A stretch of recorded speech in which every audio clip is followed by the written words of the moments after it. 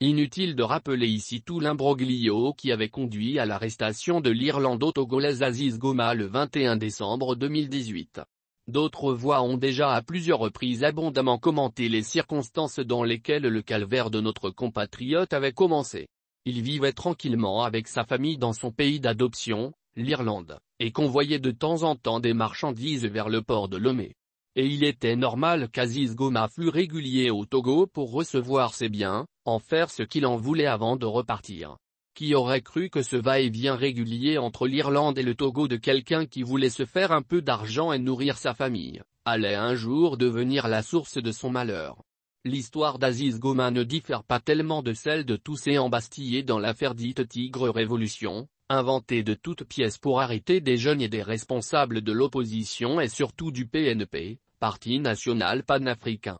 Les mouvements de l'opposition démocratique, surtout l'apparition du PNP avec la pertinence de ses actions, avaient contribué à créer une telle paranoïa au sein du régime de dictature, que dans l'entendement des tenants du pouvoir RPT unir, tous les moyens étaient bons pour reprendre la main.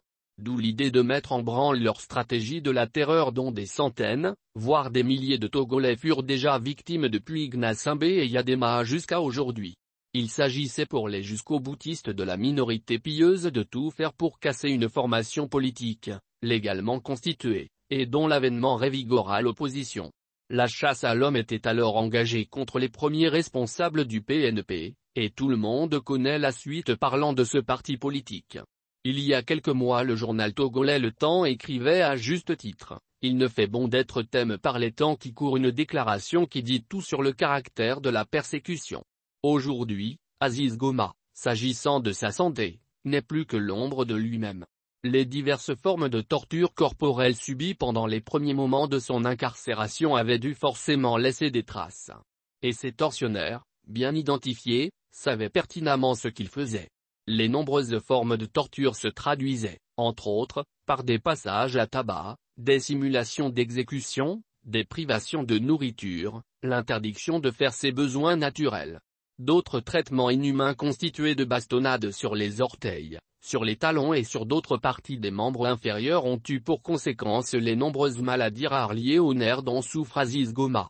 Après presque 3 ans de détention arbitraire, le jeune homme d'à peine 52 ans est méconnaissable et est condamné à se déplacer à l'aide d'une chaise roulante. La perte progressive de l'odorat et du toucher, désignée par les médecins par symptômes sensoriels, des signes de déshydratation et d'émaciation font également partie des lots de maux dont souffre le Togolo-Irlandais.